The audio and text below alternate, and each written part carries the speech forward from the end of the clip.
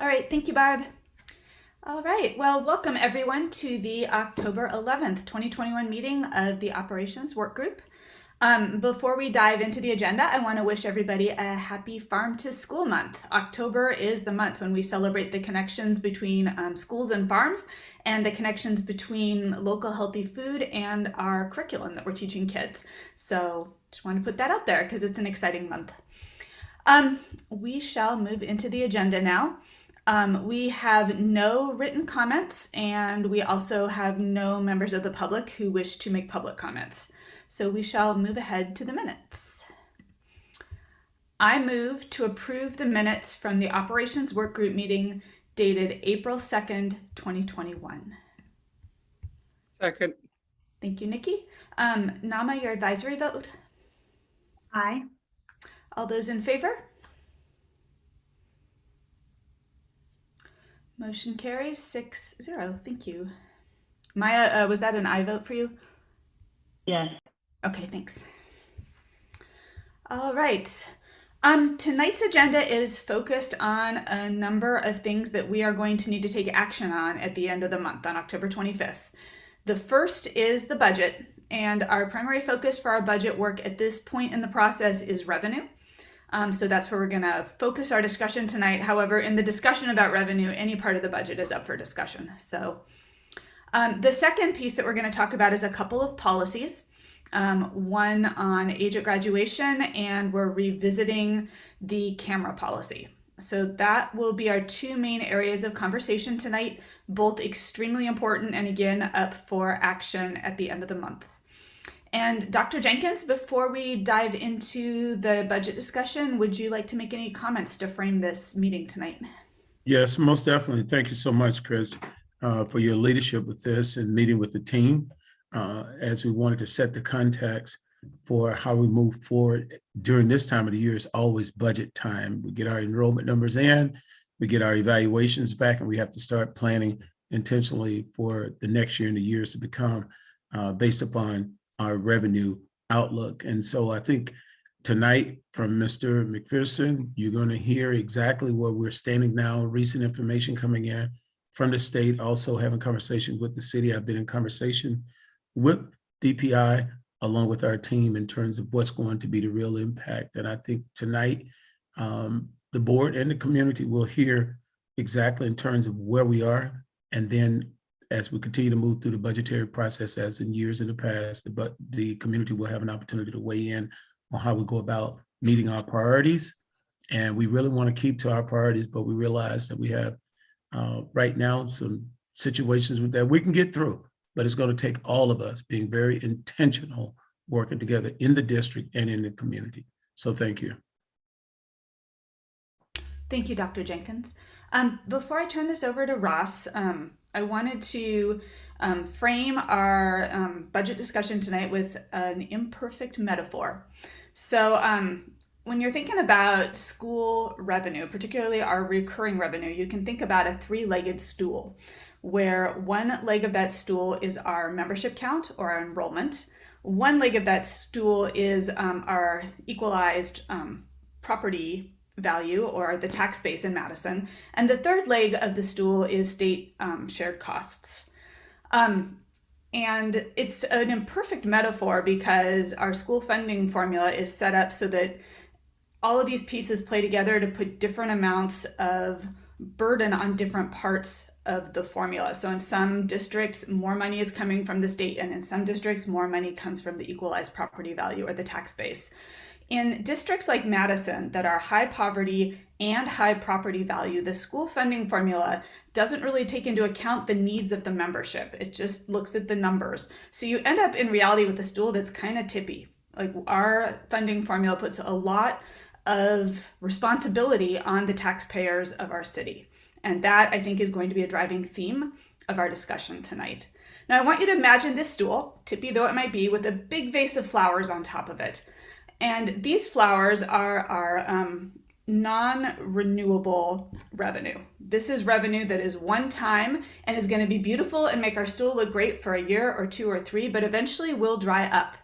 And those sources of funding include non-recurring exemptions from the state, in particular our hold harmless exemption and our declining enrollment exemption, both of which I think we have another year of, and then they are going to dry up. Federal COVID aid, primarily ESSER, which we have several years of coming up, but again, it's one-time money. If we build it into our permanent budget, we'll end up with a structural deficit. And finally, a big source is our fund balance, which is like a super flower. It will stay green and beautiful until we spend it, and then it dries up. So it doesn't have a deadline, but it is still just one-time revenue. And again, if we built it into the permanent budget, we could end up with a structural deficit. There are also some other one-time funds like grants, which I guess are kind of like the baby's breath in the bouquet. And there's also some other smaller sources of recurring revenue. For us, most specifically, that would be our referendum, which adds $8 million to our recurring base. So I hope that helps everybody think about what Ross is about to present. And Ross, I will hand it over to you. Thank you, Board Member Kersey. I mean, we could stop right here. You actually pulled off most of the presentation right there. So thank you for that setup. All right, I'll get this on screen and we'll get moving. Okay. There we go. All right, so as previously stated, we are at the point in the year where we're going to be taking action later this month to approve our original budget for the 21-22 school year. We actually have a number of data points that are coming in later this week. And so tonight I want to give you an idea of where things stand right now based on current estimates coming out of our third Friday count, as well as some behind the scenes information from Baird, where we do our financial modeling to show what I'm expecting to see come this Friday. Again, this is the planning approach we've used for the last several years. We do a lot of our pre-work in the November and December timeframe, all through January, February, and March. We're making key decisions around staffing, priority projects, and we're finalizing things like our healthcare and benefit negotiations, which are key to ensuring that we can sustain the model we're putting forward. So for tonight, I want to cover 6 objectives. I want to give you an update of where general aid stands today, as well as estimates for this Friday, an update on where our revenue limit is and what it looks like currently, a review of our summer school and third Friday enrollment, which was recently submitted on October 1st, an update from the state on our equalized values and what has been published from the Department of Revenue, DOR. A few updates since our June regular meeting on some adjustments we've made over the summer to the budget that we want to highlight, and just a brief update on timelines for materials for the October board meeting. And once again, here's another look at our current timeline. We are at the end of the process in October. We're putting all the final pieces together and we're ready to submit the budget later this month. All right, so general aid estimates. As Chris mentioned, the general aids is based on a 3-legged stool going all the way back to Tommy Thompson in the early 90s, identifying 3 major things. Our audited membership, which is not just our third Friday count, it is the average of our membership counts, which include third Friday in September and the second Friday in January. The average of those 2 plus our adjusted summer FTE. So all of our instructional minutes are condensed down to an FTE figure using state formulas, as well as additions for choice and voucher students that we count in our resident membership. That makes up the total of what we call audited membership under the state aid formula. Then there's state shared cost. And I threw the definition right on here so we could make it plainly clear. They are district expenditures for which the district has no other revenues except for local property tax and equalization aid. So any expenses we might tie to things like student fees or grants are not part of those shared cost calculations. Finally, there's equalized property value, the total of all fair market property value within the district's boundaries from all municipalities. The treatment of those 3 items is what determines our general aid each year on October 15th. And I wanted to reference that in August, I mentioned that after the approval of the state budget in July and using the factors from those initial July estimates, I suggested that we could be looking at a downturn in aid as much as 10%. Well, there's actually some better news there. In October, now that we have seen all the annual reports across the state been filed, Our estimates for October 15th are currently holding at about -3%. So not nearly as bad as I was warning, which is good news. And there's a graph here showing how we've been treated over the last 5 years on our general aid over time. So last year we had a small bump in the last year of the previous biennium, but as we all know in this budget, our treatment under the current state budget is probably going to continue to cause declines for the next 2 years. However, this is still my best estimate, and we're going to get final information sometime Friday morning. And it's one of the last pieces needed to finalize our calculations under the revenue limit and set our tax levy for this fall. Real quickly, I wanted to go over the revenue limit calculation itself. More specifically, what is it? It's a good time of year for us to review what it means for implications of the state budget and our local budget on how we set all of our budget priorities for the year. So it is the maximum amount of revenue that may be raised through state general aid and property taxes for the general, non-referendum, and capital expansion funds, which are specifically funds 10, 38, and 41. And within the revenue limit, I have a graphic here, and these are the 4 major factors that make it up. The resident membership, including the 3-year rolling average, the per pupil funding amount, and this is different for every school district in Wisconsin. Again, going back to the early 90s and Tommy Thompson's 3-legged stool, when the revenue limits were first created, everyone in the state's spending was frozen at their current level per pupil. And there were some people that were ahead of the curve and some people that were way behind the curve, specifically those districts that were either in the middle of a referendum or in the middle of a spend down of existing resources had a higher per pupil funding identified locally. That amount became frozen in the early 90s. And since then, there's been an increase on the per pupil revenue limit every year until 2011, 2012. So our per pupil funding amount, which we'll get to in a little bit, is multiplied by our resident membership to get our base revenue limit. After that, there are 2 sources of additional authority under the revenue limit that Chris also mentioned, our non-recurring exemptions and our recurring exemptions. Non-recurring exemptions are just like they sound. They're one-time exemptions, and they either disappear next year or they come back in a different amount. Recurring exemptions build onto the base revenue each year. The best example of that is our operating referendum, which we're now going into year 6 of our current pattern of operating referendum asks of the public. Those 4 items together make up our total revenue limit authority each year. And here's a graph we like to bring up every year just to identify what has happened to the revenue limit formula over time. Funding still remains unstable under the new state biennium budget. There is no increase in the revenue limit per pupil or per pupil categorical aid during the 21-23 biennium.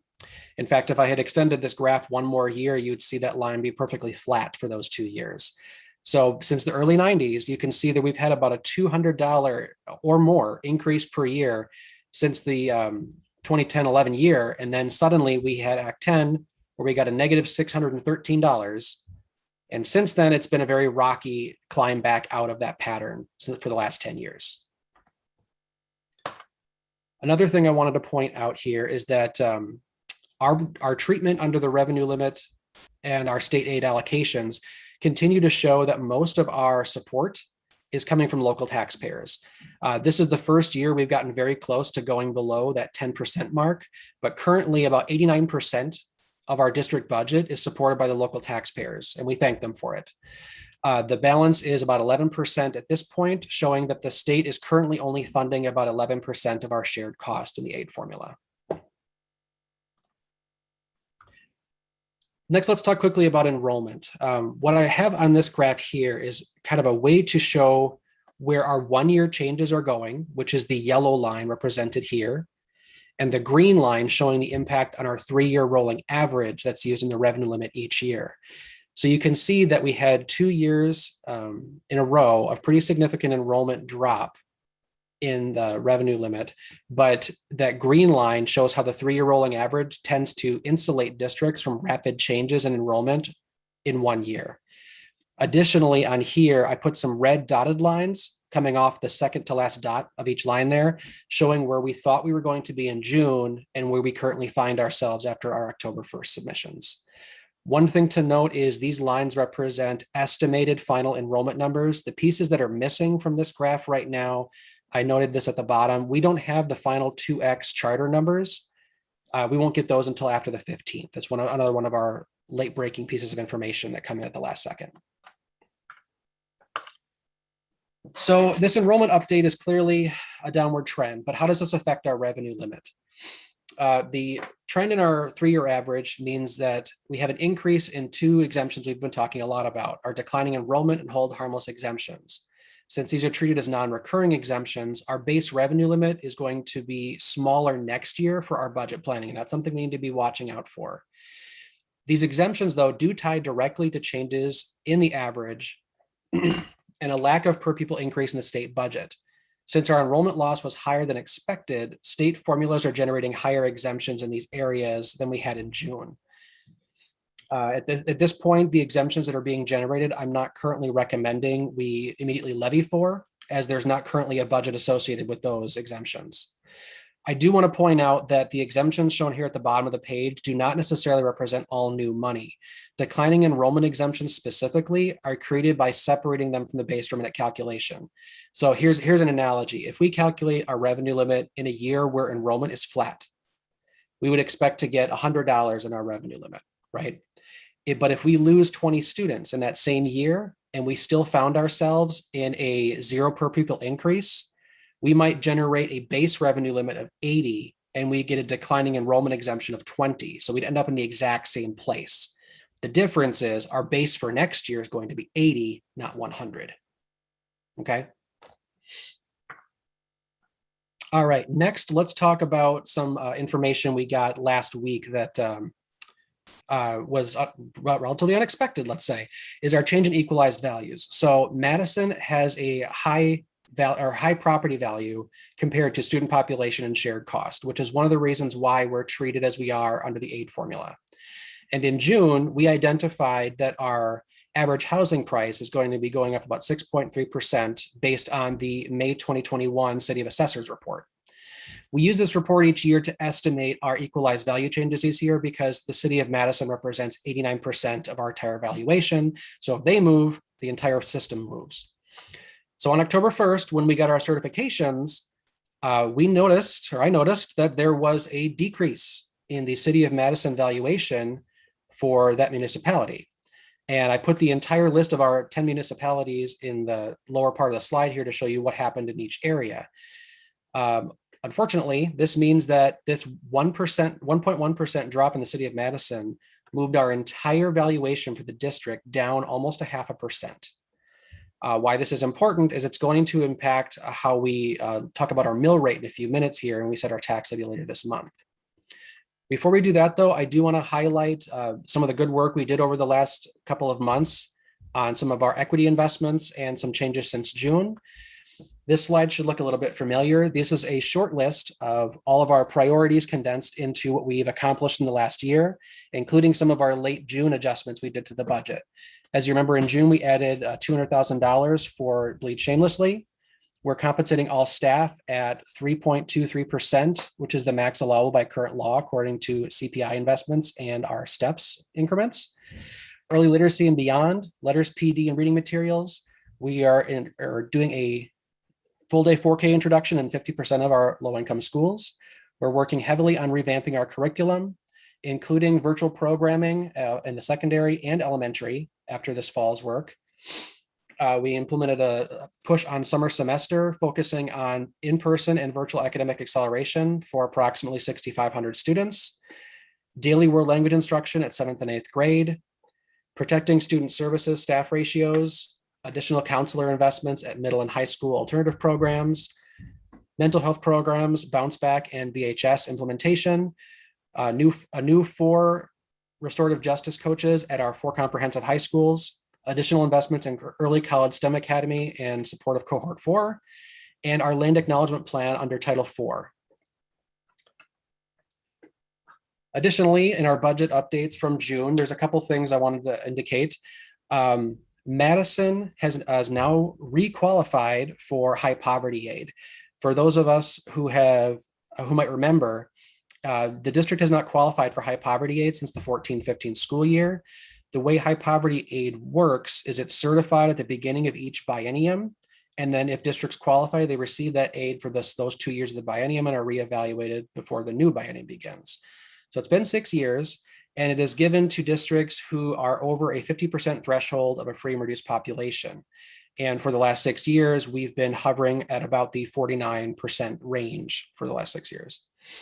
It is important to note, though, that this is not additional money in the district budget. What it does is it becomes an addition to general state aid and immediate tax relief under the revenue limit. So same formula as before, just there's now an additional aid component at the last part of the calculation. Additionally, we have an increase that we're implementing for MSCR seasonal staff to increase their base pay to $15 an hour. This was a topic previewed last spring as a recruiting strategy. I know MSCR has struggled the last couple of months, especially under the current pandemic, attracting staff to some of our programming, which is still ongoing it's still ongoing over the summer. The plan right now is that these would take effect in January of 2022, and it'll be phased in over the next 2 budget years due to the fiscal year transition for summer programming. So what we do today will get us through June 30th of 2022. And then when we are doing our discussions next spring, part 2 to get this back to $15 an hour will take effect from July forward. And the impact for this year is about $500K in the Fund 80 budget for 21-22. Finally, there is a new type of one-time aid for food service that has been given to MMSD. For the last 2 years, we've tried very diligently to ensure that our food service programs continue to either break even or not show massive decline in their fund balance. But imagine our surprise when we got yet another source of one-time funding of $825,000 in federal food aid for food service programming. This is going to be one time only, and currently I know that Mr. Hodo and Michelle over at Food Service are working on an equipment replacement and upgrade schedule to improve operations at the Flom Road facility as well as some of our school sites. Next, let's look at the tax levy, at least where they stand today. So at this point in June, we had previewed that the tax increase is going to be roughly 3.82%. The good news is I've been able to get the tax levy at this point down to almost 3% flat. And that was because of a couple of things. One, on the last slide, we just identified the high poverty aid was coming in. That is reducing our tax levy some going into this fall. Additionally, we're doing 2 things with the referendum debt structure that we couldn't have acted on last fall. So when the electorate voted in 2020 to secure the $317 million referendum, we knew we were going to be issuing the bonds in 3 parts. And when we issued the first piece of the bond, we received a bond premium. And that bond premium is given on some bond awards to either use in direct debt repayment on the money currently being borrowed, effectively lowering the interest rate. And that's exactly what happened here. We received just over $2 million in a bond premium off of that original $106 million issue. And I've been able to reduce the levy for this fall by that $2 million to help reduce the tax impact for this fall. So the other piece of that that's important to know is the second portion of our referendum funding we're currently scheduling to do on July 1st of 2022, meaning we're not going to be putting a second issue into this year's budget. It's going to go and begin in next fall's budget.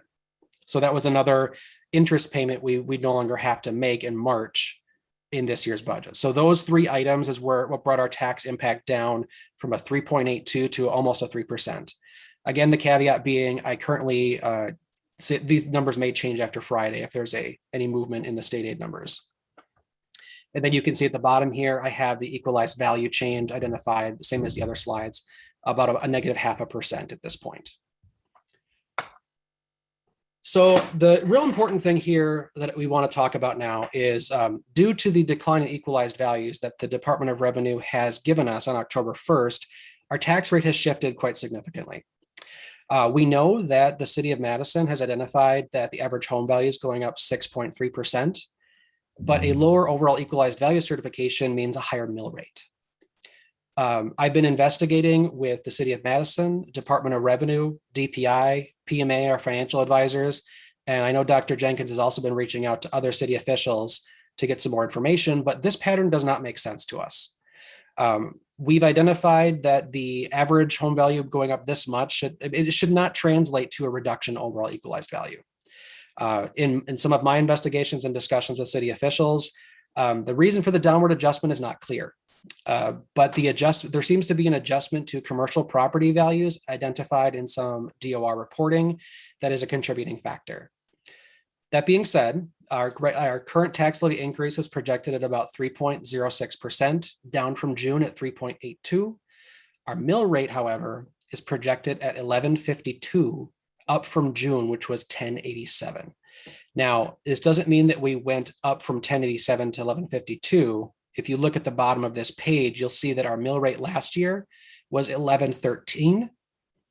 And we had predicted it was going to go down to 10.87 this year. Instead, it's going from 11.13 to 11.52. So an increase of about 39 cents. All right, finally, let's talk a little bit about some budget book updates. We're currently targeting production of the budget book the week following this Friday. The goal is to have a budget book in hand to board members on the Thursday prior to the board meeting. So we're trying to move as quickly as possible. I do want to point out that if there's any late breaking information that would affect our vote on the 25th, I will work internally to make sure that those are identified on the day of if needed. The reason I state that is I've been here many years where DPI has released a formula change or an update to the revenue limit or state aid calculations after the 15th, either due to human error or a change in a zero or a point or a decimal place somewhere.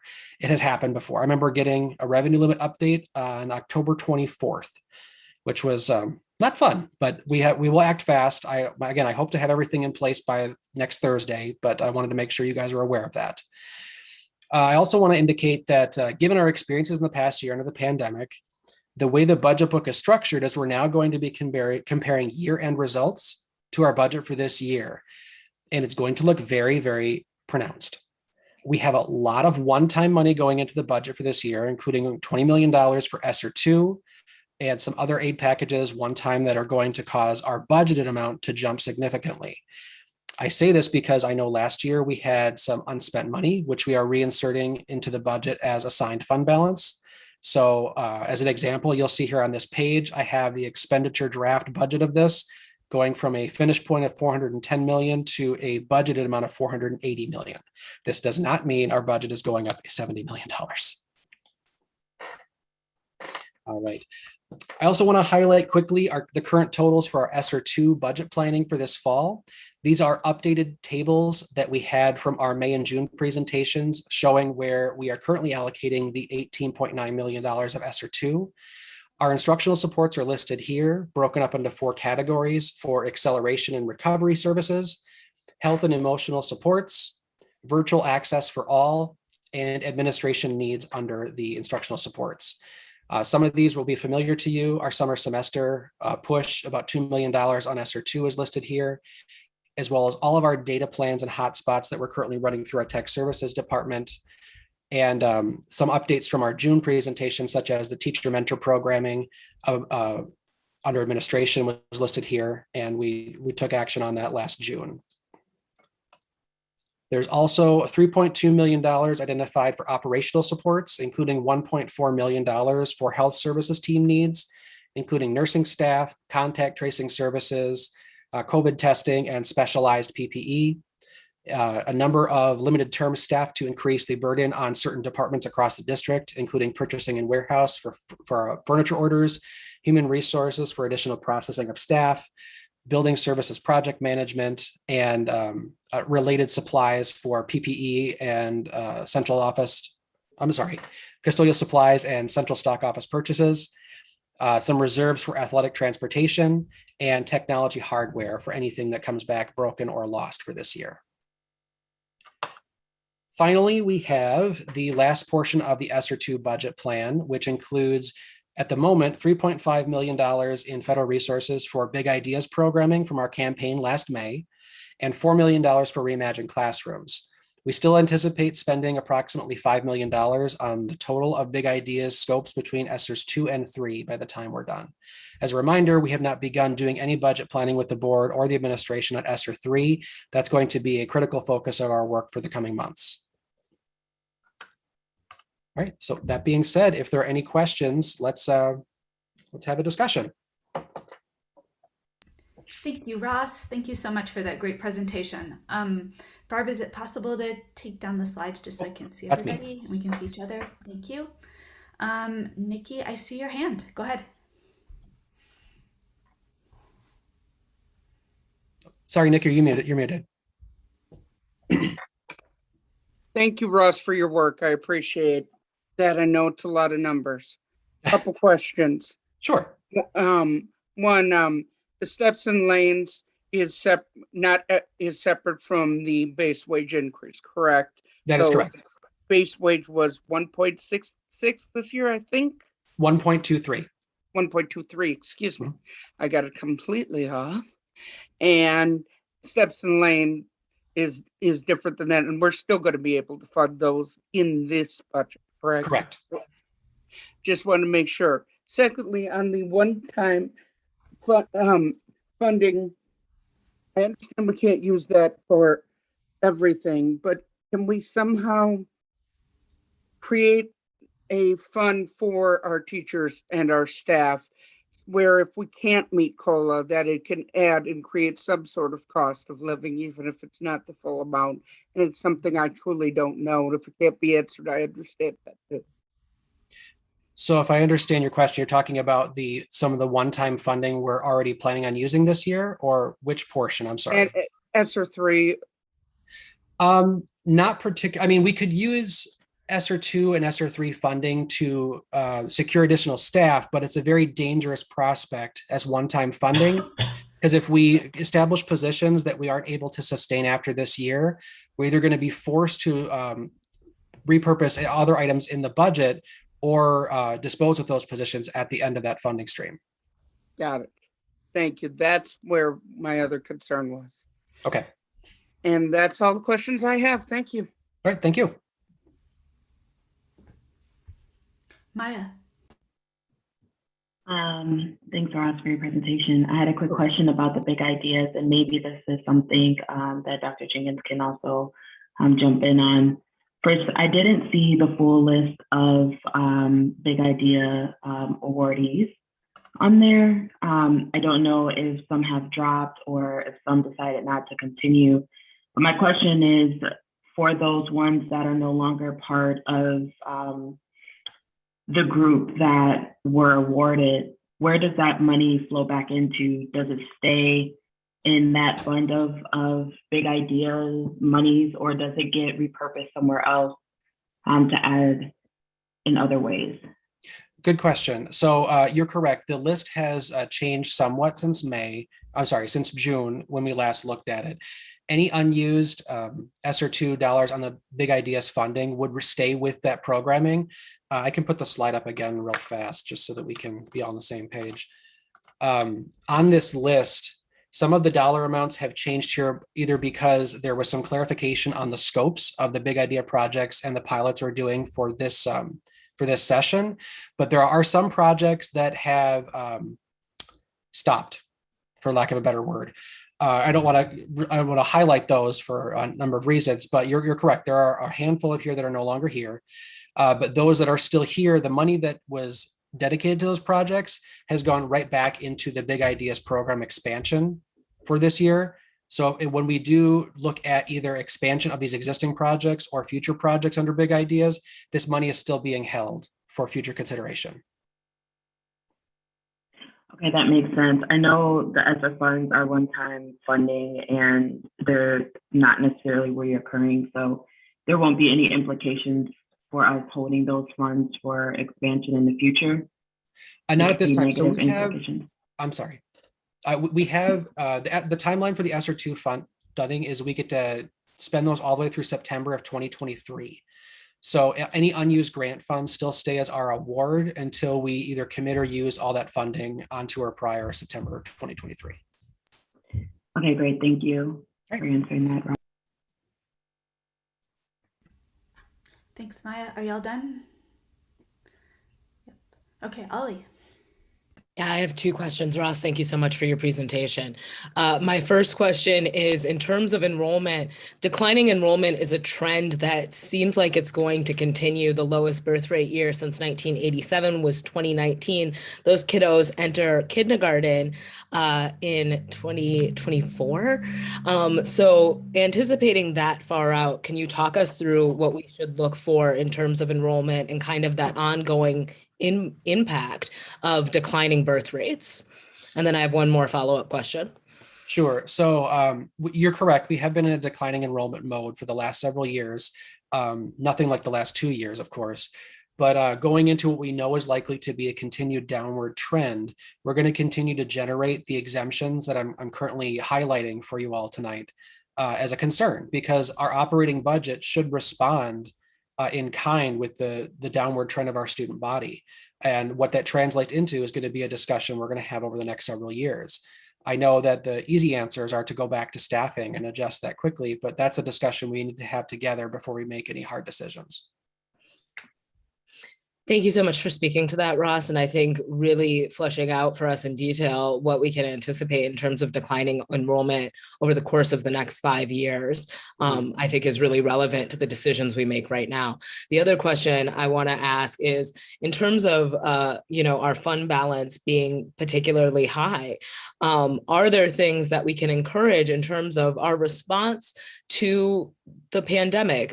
Something like having additional mental health days for staff, having things that are very, very tailored to the kind of emotional strain that we're seeing as a result of the pandemic, and that are temporary, solutions to what it means to be an educator in this current moment. And I'm going to ask that you speak to kind of how we use these funds to support our staff. And Dr. Jenkins, I'd love to hear from you on this as well.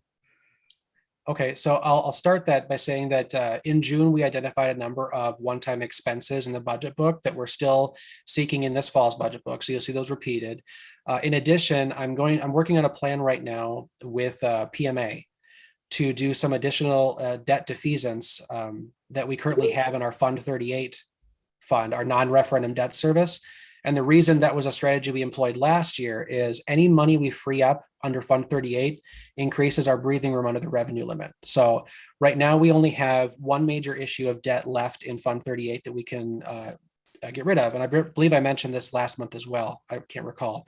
And that's the refinancing of our WRS obligations from way back in the early 90s, late 80s. We have 3 years left of that refinancing. Totals about $9 million.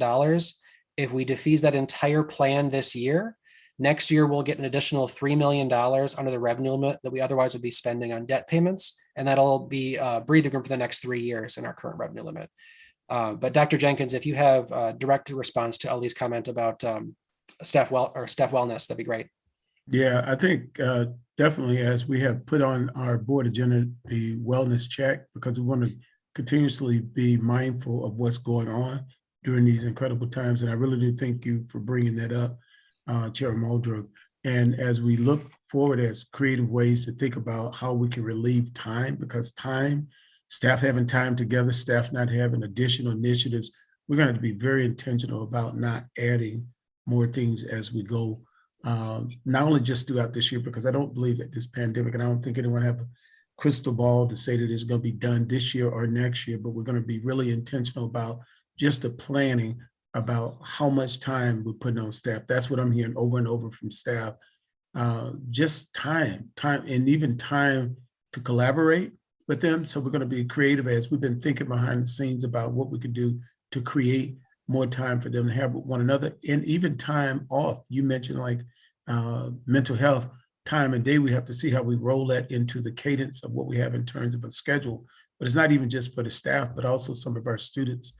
Coming up to our holidays that we traditionally have, you already seeing the strain, you're already hearing people talking about needing a break. So we're going to be very intentional about trying to build things around that, not just today, but looking out. I think we have changed. This whole pandemic has changed the way that we need to be thinking about how we deliver our instruction and what kind of environments. Dr. Jenkins, I greatly appreciate you for speaking to that. And I want to say as a board member that I fully support us making sure that our staff can take time off to, tend to their mental health, to tend to their family. I fully support us creating an infrastructure that allows folks to take off when they're sick, not feeling well, when their children are not feeling well.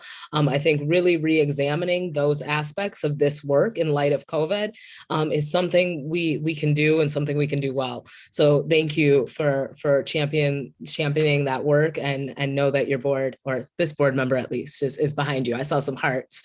So I feel like you've got a lot of support in your pursuit of that work for our faculty and for our young people as well. Thank you for emphasizing the mental health needs of our students, because I think offering mental health days to them as well is something that we should be doing. Yeah, well, thank you so much. And I do trust and believe in all of our board members are very concerned about this particular area, as all of you bring it up at different times. And I think our staff, they need it. Administrators, our students in our community. That's one great thing about being in Madison. I think we really do have a heart for one another. So thank you.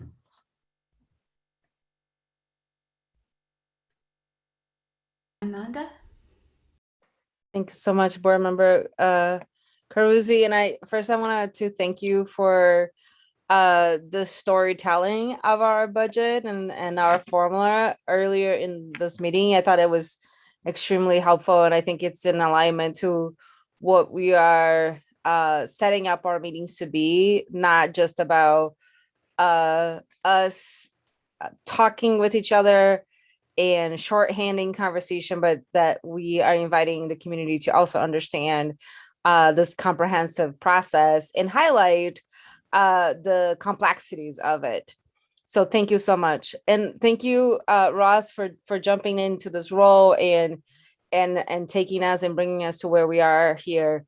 I wanted to highlight on slide 13 around the equity investments and how we are, it feels that we are covering a lot of ground in regards to supporting our students' mental health and supporting curriculum and instruction, fully support compensation of our staff. And I was going to bring, and I really appreciate our board president Modro bringing up the mental health needs of our staff, because that's one thing that I think that is not necessarily here. And aside from what President Modro already mentioned, but what can we do in real time during school time, where is a circle with staff, where there's a check-in with staff, where teams can support each other and support each other throughout the day. I think that's really critical. My question to you, Ross, is how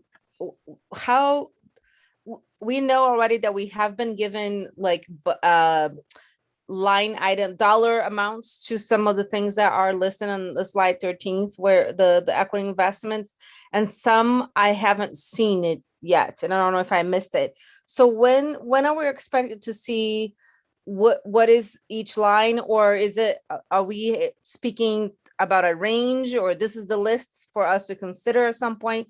Can you help me understand a little bit more of what we're doing next? So some of these are quantified in multiple lines, like the staff compensation. That's going to cover thousands of lines in the budget. But if we're looking for specific dollar amounts tied to equity investments, the amounts were identified in the budget book under I believe it's section, it should be excellence of equity investments. All those projects should be outlined in that section. The ones that have not been in there yet were things that we approved in June. For example, like I said, the Bleed Shamelessly initiative may not have an item on that section, but it will in the fall budget book that I'm working on right now. So many of the dollar amounts for these projects are listed in that section, and they'll be restated again in the book I'm working on right now. Oh, thank you so much, Russ. That's really helpful. And thank you for drawing my attention to that. Just wanted to say thank you to you and to the team for the work on this. Thank you, Board Member Carusi. All right, Savian?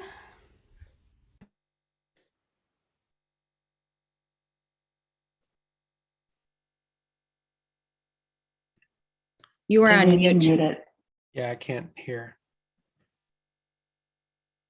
Sorry, I just unmuted There we myself. Thank you, Ross. For those of us on the board and watching, can you maybe explain the history of variance in the mill rate? Yes. Yeah. So one of the items, let's see if it's going to be easily identifiable on there. Yes. So in the supplementary materials for the board meeting tonight, I indicated one of my 5-year sheets. This is one of my planning sheets that I use each year, has even more numbers on it for you guys to look at and go cross-eyed. And at the very bottom, near the bottom, it indicates the levy rate, and that shows the mill rate for the last 5 years. So going back to, pardon me, the 17-18 school year, we had a mill rate of 1161.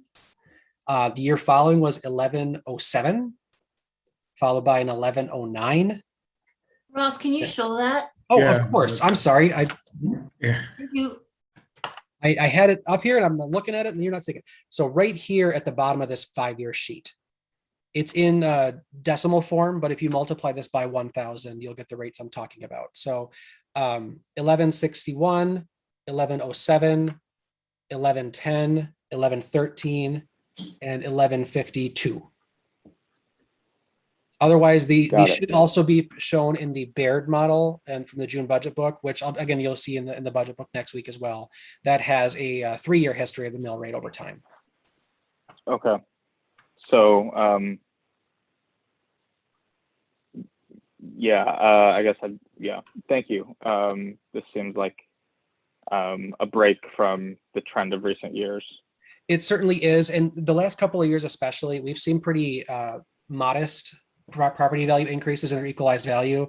We've always been positive. We haven't had a decline in equalized values since following the housing market crash back in 2008, 2009. And it took a couple of years to return to normalcy after that. I believe 11-12 was the last year of a decline after that period. But since then, we've seen pretty significant property growth, especially in the city of Madison, well above 3%. And the last 2 years specifically were well over 6%. So for us to be down 1% this year is an anomaly for sure. Got it. And Natalie, I see that you jumped on. Did you have anything to add? Oh. No, I do not. I was just supporting here, Ross. But we actually did call DPI. We had emails back and forth with the city and emails back and forth with county to make sure that these numbers were right, because they were so strange. When we got them right away, we contacted DPI because they are using these numbers to calculate our revenue limits and equalization aid right now. So right away, we contacted them. Thank you. Has there been any analysis of the underlying causes of this, or, We've been trying. So it's important to note that we have no control or insight into how these numbers are set, but I've been reaching out to all the agencies that I can think of for more information. I mentioned I've been discussing with the city assessor's office as well as directly with the Department of Revenue and finding out what pieces of information caused them to arrive at that conclusion. So because these are certified by state statute, it is unclear and frankly unlikely that we'll see a shift in these before we set the levy this month. But it is important to note that both parties seem to agree that this does not make sense. And I know that the city assessor's office is working with Department of Revenue to identify why they came to the valuation they did. It seems to be an adjustment for commercial property, but just by looking around downtown Madison, there's no way that can be true. There's a crane on every second corner. So one of the things I add on that with the commercial property, that there was $1 billion look like loss in the valuation, and being that the state actually trains all the city assessors how they come up with this. This is like a very odd thing that you never see in my entire time. So we're reaching out, as Ross said, to the city auditor's office and also to the state, and just kind of waiting on an answer back. Even if it is incorrect at this point, we will not see a change. We're going to have to budget moving forward with what we have. And this change, if it's incorrect, which, it's, you're always holding out. If it's incorrect, we won't see a change until next year's budget. Correct. Okay.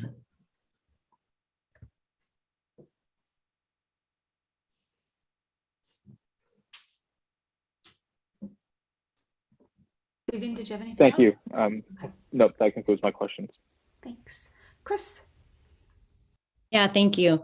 And Ross, just want to say thank you to you, to Natalie, to the financial team for all the work that has gone into getting us to this point in the budget, and for all the work in the next couple of weeks ahead that I know you have to do with the shifting numbers and things that you still have to calculate. So appreciate that work.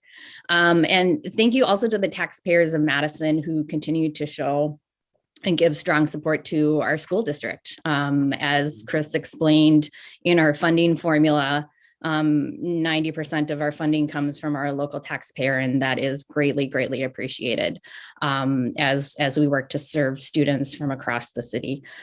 My question, one of my questions is around the enrollment report and the decline in enrollment. Can you just clarify when we're going to get the next enrollment report, and will we be taking a look at like where those 400 students came from? Is this a continued reaction to the pandemic? Does it come from elementary? Will we have that information in the next couple months?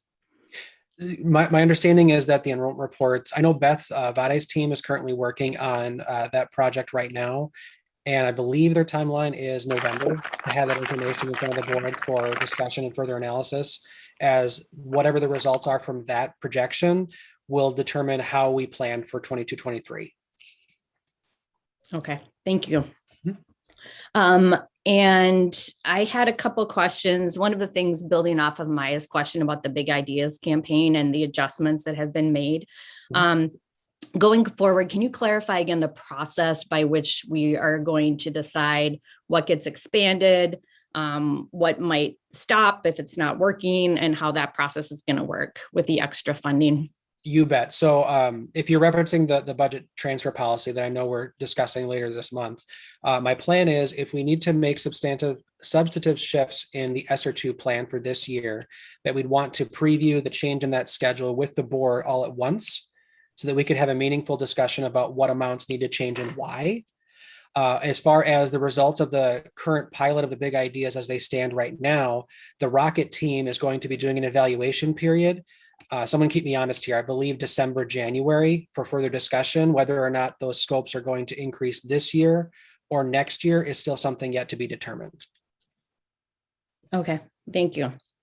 And then for the Reimagining Classrooms, the $4 million that is being invested from SR2 Yes. into that, do we have a breakdown on how that is being spent, or where those investments are going, the projects specifically? Yeah, so right now, Karen Kepler and the purchasing team is currently helping us identify items off of a predetermined list of classroom furniture and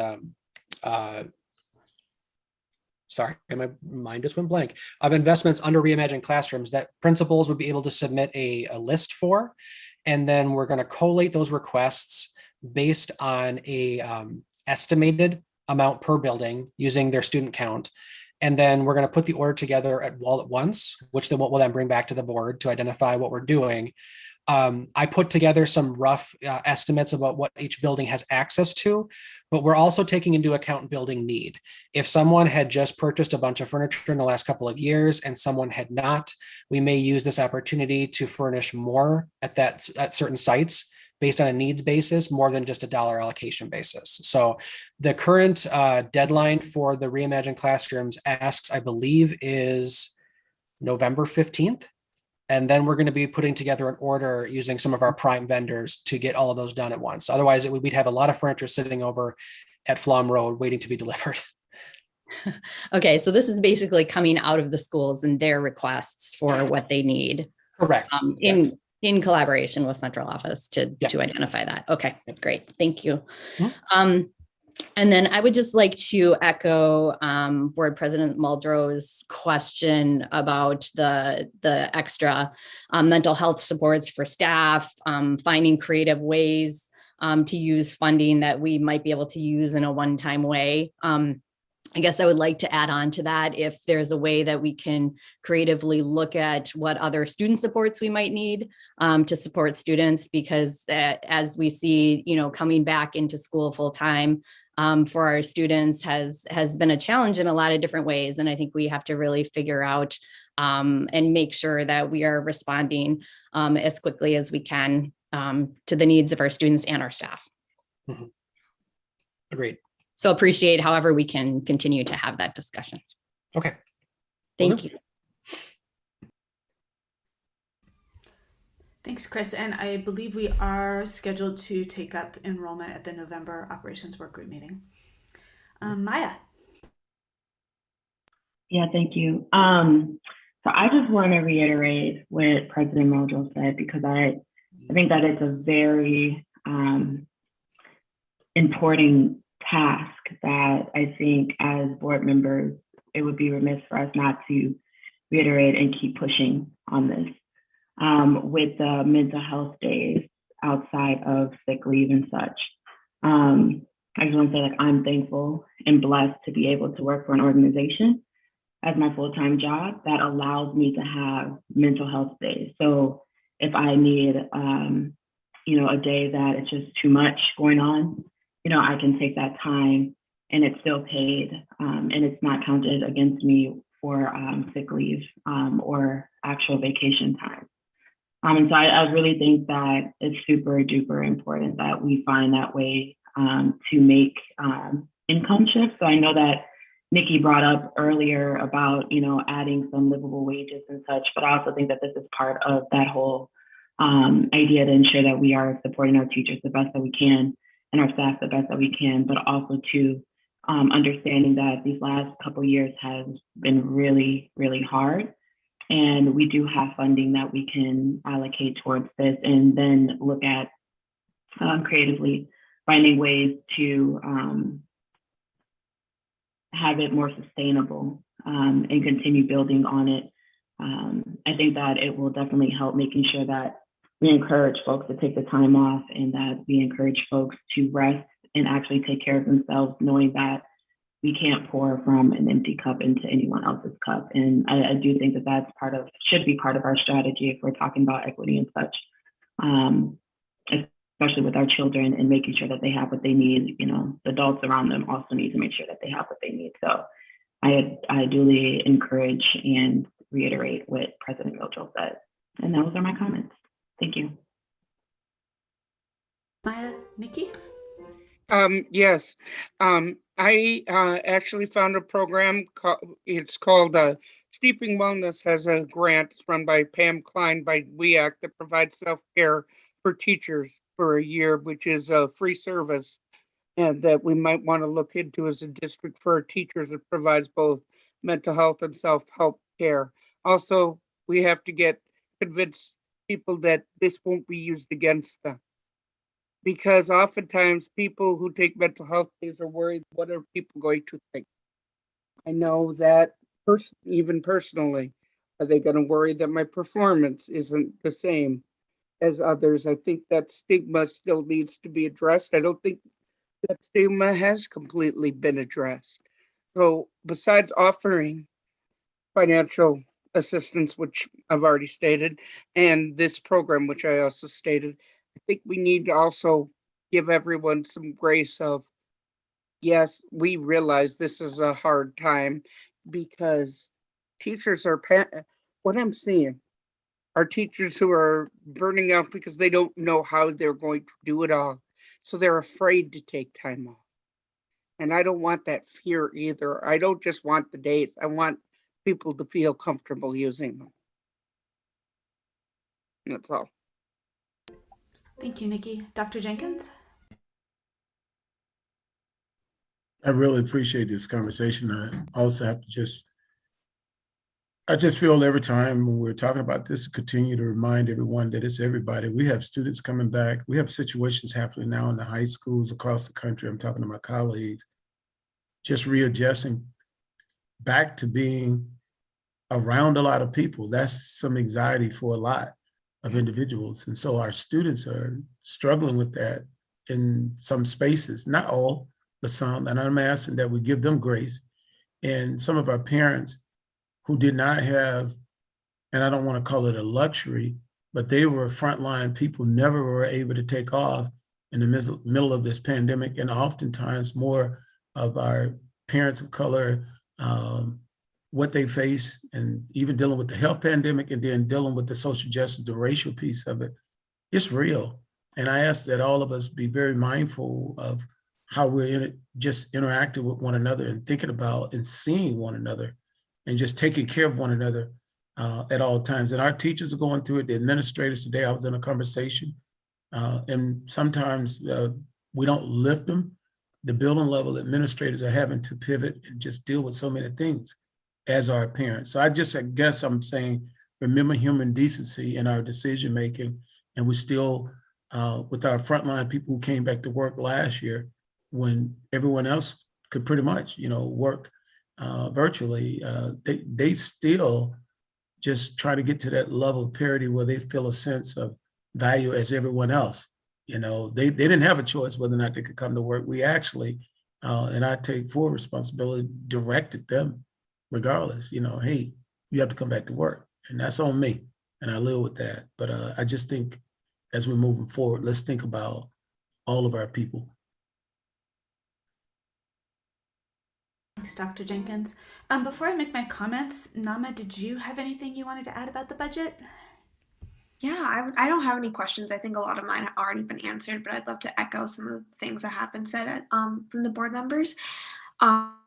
I also think it's really important that we just promote and emphasize the importance of mental health programs and activities that we can do in our district. I know, I mean, like being a student, it's sad to see that teachers can't have these offs because we have a lack of subs or just a lack of step in their spot and give them a break. So I'm all in for this, and I'm willing to support anything that support my teachers and the education they're providing us. But I just wanted to echo that and what has been said throughout this meeting.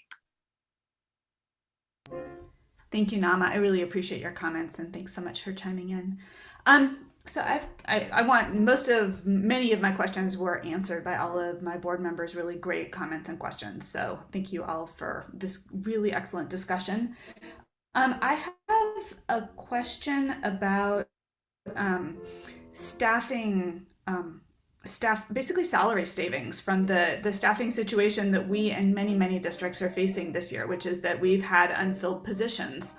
And every day that a position goes unfilled, you generate salary savings. And usually we roll that salary savings into the fund balance. But last year and presumably this year, we've got a higher than average number of unfilled positions for longer periods of time, which means more salary savings that will presumably get rolled into fund balance again. And I know we're having challenges with potentially going over the ceiling on our fund balance maximum because of these savings. And I'm wondering, before we do a final vote on this budget, is it feasible to at least figure out what we've saved on salary up to this point in the 21-22 school year, and see if there's ways to use that money for the things that have been brought up, like additional paid sick leave for staff, additional paid mental health days for staff. It's all in the staffing category, but it would be a different use of staffing funds. It wouldn't necessarily be salary and benefits. It would be additional sick leave or additional mental health days. Is that a possibility? I thought I'd just put it out there. I'm not going to say no, but I have to think about methodology for doing it. So I have a staffing report that I run every single day that gives me a bottom line, how many positions are currently open. Right. So using that data, we could at least get an idea of almost an aging report of how many positions were open since July 1st, let's say, understanding that we will have some anomalies in the data because we had some issues rolling over our HR file in July. But I think there's enough data points for us to at least get a pattern of how many positions were open at a certain time of the year from July 1st to now, and using vacancy rates, get an idea of what that type of funding looks like from then to now, right? The trick will be how do we treat things like grant funding, which we couldn't repurpose, or funding like in categories where we couldn't move it, like food service vacancies. That wouldn't help us as they exist in Fund 50 only. But that is something that I will think about, and maybe we can discuss how to identify that in a future discussion. And something else on that, thanks for bringing that up, Board Member Carusi. as we're looking right now, the number of staff who are subbing during their prep time, that's been a conversation that's come up where individuals could feel a sense of value. If we could just have an MOU for like now to raise that amount up by a few dollars. It's just showing everyone that we really do appreciate them. And there are some who are having a sub, and I'm just telling you, multiple times a week, and the same pay that we've had, but just raising that a little bit up, raising it up a little bit during this time could really help us at this time, I believe. Thanks for that idea, Dr. Jenkins. I really appreciate that. And Ross, I just want to clarify that if there were to be sufficient staff savings to be able to better compensate our staff for things like having to take extra sick leave because of COVID exposure, or needing to having to sub for their colleagues and working a longer day than usual, or not having their planning time as usual. And we've already passed the budget. Can we take money that was meant for, say, staff salary and use it to pay for additional sick leave, or is that not permitted under the DPI coding system? No, I mean, it's certainly permitted, because ironically, a lot of the costs associated with those types of activities would end up being charged back to their salary line anyway, or it would appear in other fashions like additional sub costs. So those budgets already exist, and those are already identified. It's just a matter of how do we quantify the difference. And I know Tracy's not here with us, but we're handbook language notwithstanding, all of that is possible for us to pivot on during the year.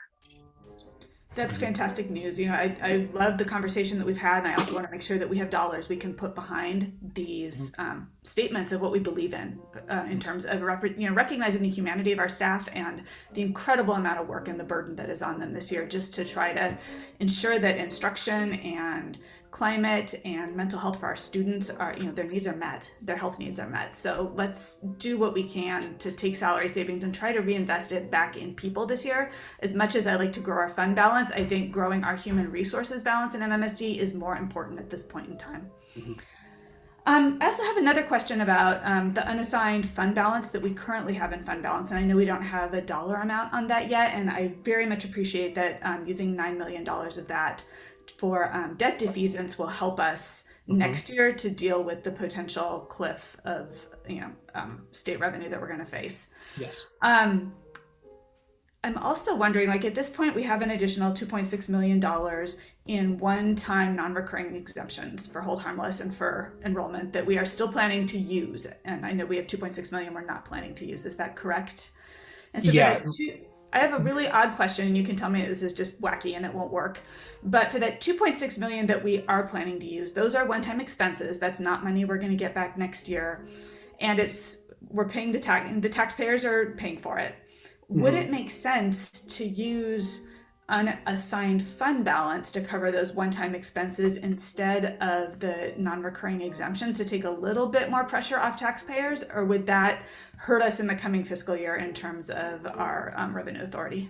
Okay, so quick clarification, the 2.6 we are using, if you go back to my earlier example of declining enrollment exemptions and the $100 example, the gap that the declining enrollment exemption is creating is already tied to operational costs. So if under a normal year we had $100 and declining enrollment exemption backfilled $20 and our revenue limit dropped to 80, that declining enrollment exemption is being used on the budget we already had of 100. So it's already being used. But if your question is, can we go beyond what's currently in our revenue limit authority and start spending down our fund balance on one-time activities? The answer to that is yes. It's just a matter of we need to be intentional about it and not tie it to ongoing operational costs, such that future years we'd be forced to identify any potential shortfalls in our revenue limit plus the operational costs we pulled out of fund balance for the current year. Thanks for that explanation, Ross. That's really helpful. Not knowing how much money is in our unallocated fund balance and knowing that we want to keep a healthy amount of money in there to continue to keep our debt payments low during the period where we have to do a cash flow borrowing.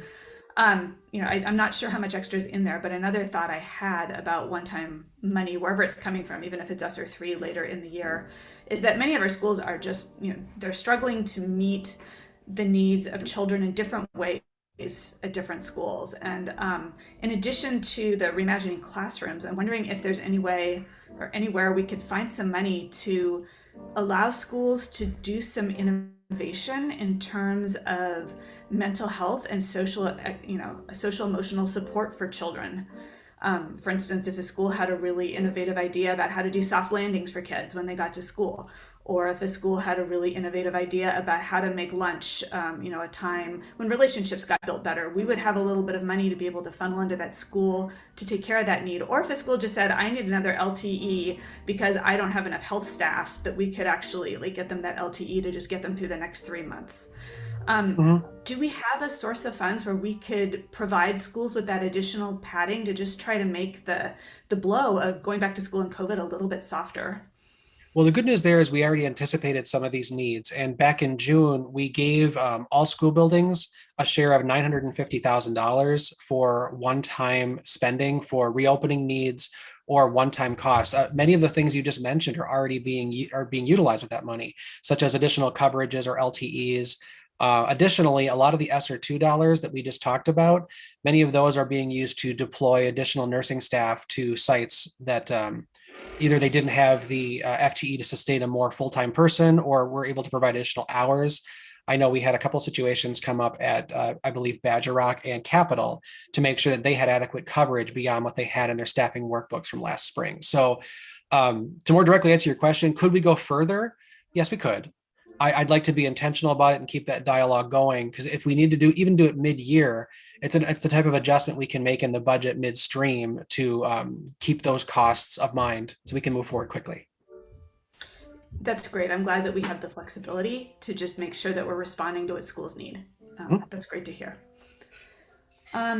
Chris, Yeah. I'm sorry, one other thing on that in terms of giving them the flexibility, what I'm hearing from schools, and we know that schooling is not just within the walls. And so this is the time of the year everyone's talking about field trips or things to help complement the core academic environment, what's going on. So that's something that we can all have more discussion about, how we can be intentional of being safe as we're taking these extended learning opportunities outside of the four walls. And that's kind of building the social emotional, just the feeling of just being out again in a safe manner. So I just want to throw that out too while we're talking. Thanks, Dr. Jenkins. I appreciate that. And I'll just finish up my comments with one question about SR2. I appreciated the conversation we had about changes in big ideas. I'm also wondering if there have been any changes in other expenditures for SR2. I know we had some money in there for letters acceleration, and it sounds like now we're not accelerating letters. So will we just be adjusting throughout the year for those changes in SR2? Will they show up in the final budget book that you give us in a week and a half? Probably not, but you're right in thinking that we probably will be looking at the SR2 schedule in total at least once again this year on how we might need to pivot to get through this budget cycle. Because you're right, while the dollar amounts on many of the non-big ideas budgets has not changed, I'm scanning quickly, has not changed significantly. I know we've had some additional supports reserved for virtual learning needs, especially at the elementary, which we weren't not originally planning to do. Aside from that, I believe a lot of these totals are intact from last spring. Does that answer your question, Chris? It does. Thank you very much. And Ross, thank you so much. And thanks to your whole team for your work on this presentation tonight. Much appreciated. You're welcome. All right, Chris.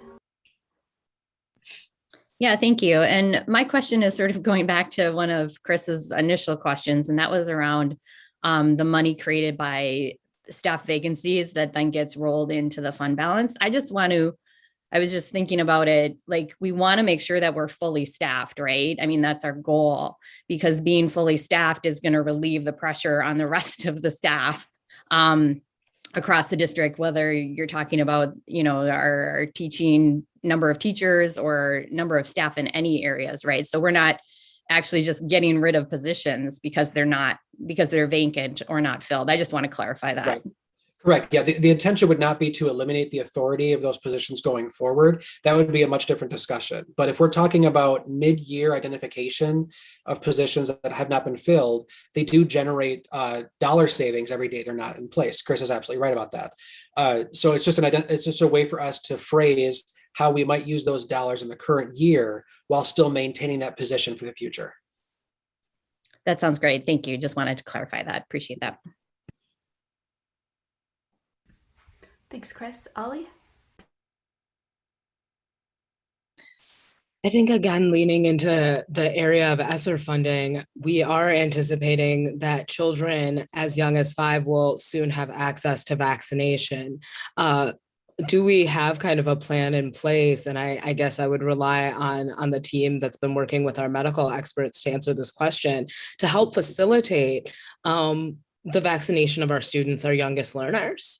And, do we anticipate kind of what the infrastructure of that support will cost the district over the course of the next year, especially as we anticipate that vaccination availability to our youngest learners could happen relatively soon?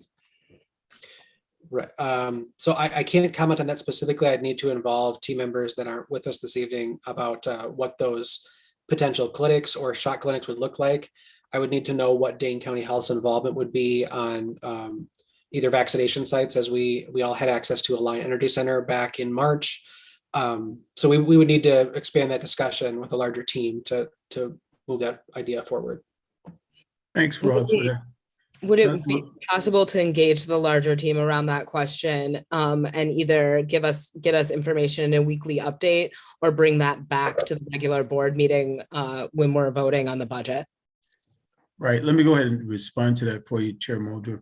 We are talking about that. First of all, I'm glad to see that you're very optimistic that it's going to happen real soon. As we're talking in the metrics team with the medical advisors, we don't know if it's going to happen as soon as some would like. Definitely we would like what to happen. But we have talked about it, and Chris is also on the team. We talked about that last month in terms of if it comes up and what's the possibility of us being able to support that, as we did last year when we had the clinic at La Follette. And what we do know is that even when we start with the youngest learners, we would have some support for doing it, and more specific report of how we would go about doing it. I'll have Dr. Esser bring that forth at one of our future meetings for you, so that you all can kind of hear what we're planning. Thank you so much for speaking to that, Ross and Dr. Jenkins. I look forward to getting more information on how we'll support vaccination for our youth. Nikki? Yep. I have a Fund 50 question, and that is, I'm hearing from a lot of individuals about food service issues and the food not getting where it needs to get. With this additional grant money from FDA and from that, I think it was the FDA, I could be wrong. Is it possible that we could try and figure out exactly what's going on and make sure that people are getting what they need?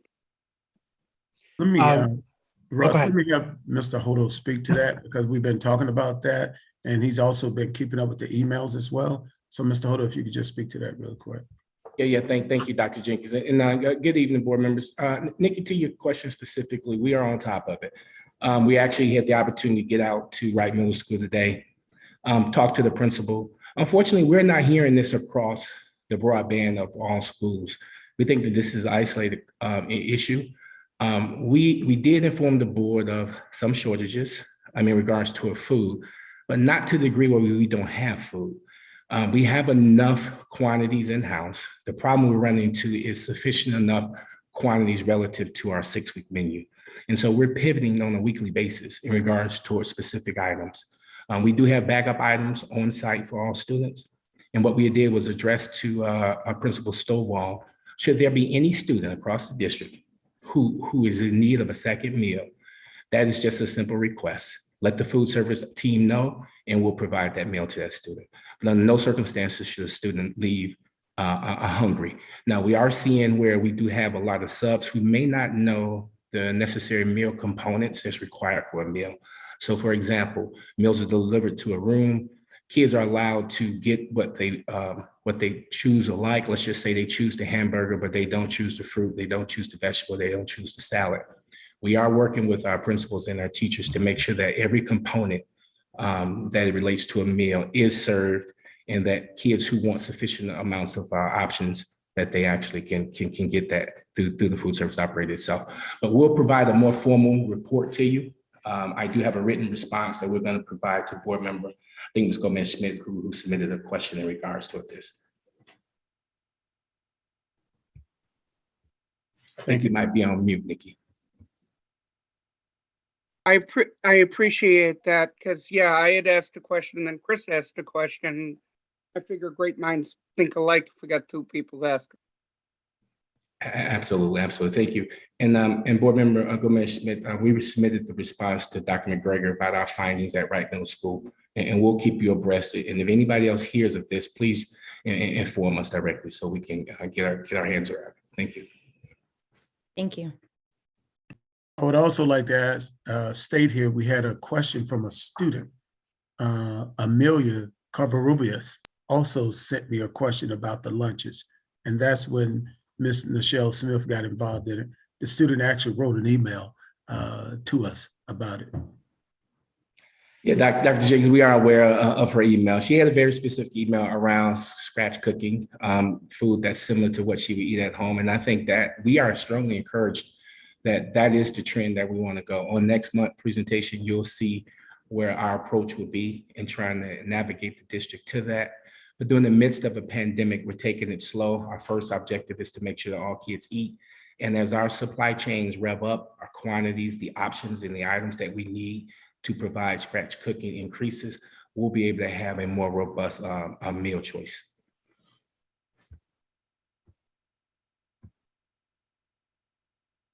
Are there any additional questions on the budget? If anything comes up in the next couple of weeks before we vote on October 25th, please, reach out to Dr. McGregory, who will reach out to Ross or to Natalie or whoever needs to answer the question, and also make sure that the question that you're asking, the information gets out to everybody on the board, so we're all coming into the vote on the 25th equally informed.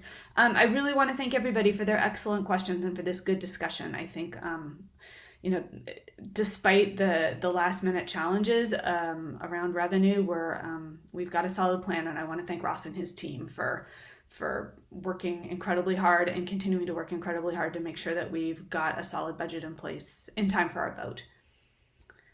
All right. Our next agenda items are policy. The first policy we are taking up is... Chris? Yeah. Chris, I'm sorry to interrupt. Maya had her hand up. I don't know if she had one more question or not. I'm sorry, Maya. I switched over to looking at the agenda. Did you have another question? No, I just had a comment more so than a question. It just really comes down, I was just listening as Mr. Hodel went up and talking about the food and such. I think that this is another great opportunity for us to seek community investment with programs like REAP and other programs and organizations that have been doing a lot of great work in the community, and seeing how they can have some stake in our schools as well. So again, just a thought that came to mind. So yeah, we can move on.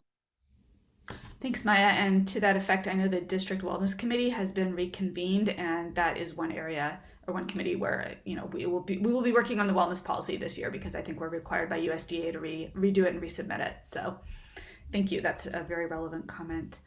In terms of our policy discussion, the first policy we are discussing is age of students, policy 4013. And Sherry, are you there? I am here, Chris. Good evening, everyone. That's okay, no worries. I had the opportunity and will hopefully continue to have the opportunity to work with the policy committee, that is board member Gomez Schmidt and board vice president Castro. And I want to thank them for their continued work with me in this journey through our policy book to make sure it is thoroughly compliant and meets the needs of the district. I also want to thank Board Member Carusi for joining us on October 8th for our policy discussions regarding these two policies in the absence of Vice President Castro. Specifically, the first policy we'll be looking at tonight is the age of students. Not very much to change here. As has been my practice, I did remove the procedure, but that was more about the procedure already being listed earlier in the policy, so I just reinforced it where it was. This is more about number 4 under postgraduate enrollment. I'm going to explain what postgraduate enrollment is.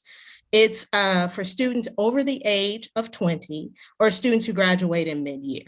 So this section applies to anyone that would fall under that category. And specifically number 4, which was added, is for our English language learners. And specifically what we have is ELL students who have not obtained a diploma and are not yet 21 on September 1st may continue to be enrolled in the district.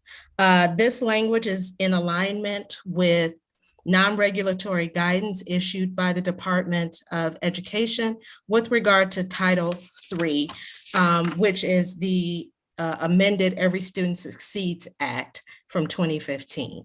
And that is the extent of the changes that were made to this policy. Nikki.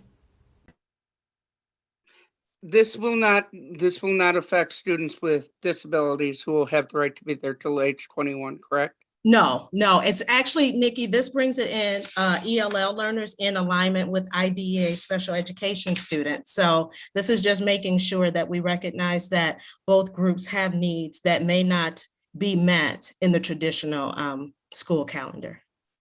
I'm one of those who likes policy in there just because sometimes it needs explanation, but this one doesn't because it actually is self-explanatory. So I think it looks good. My question is, can we also get a non-red line copy? For some reason, I only got the red line copy. Yes, I prepare the non-red line copy for the regular board meeting. So at the regular board meeting, you'll get the red line so everyone can see what was changed, and you'll get the non-red line, which is what is posted to board docs. Okay, thank you. You're welcome. Thanks, Nikki. Are there any other questions about this policy? Chris?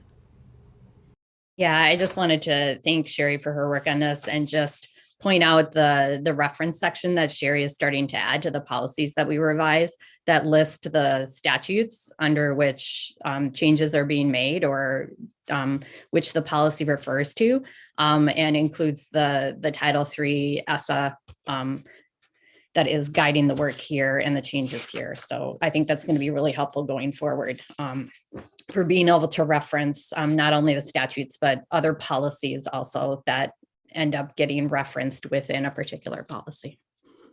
So thanks, Sherry, for that. You're welcome.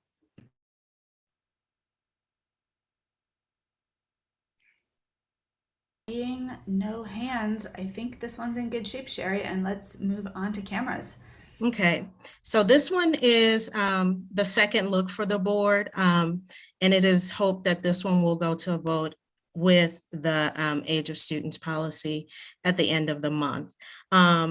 So I made a couple changes, plus there were additional changes that aren't reflected here, but I'm going to tell you what they are. And these came out of the meeting on Friday, October the 8th, between board member Gomez-Schmidt and board member Carusi.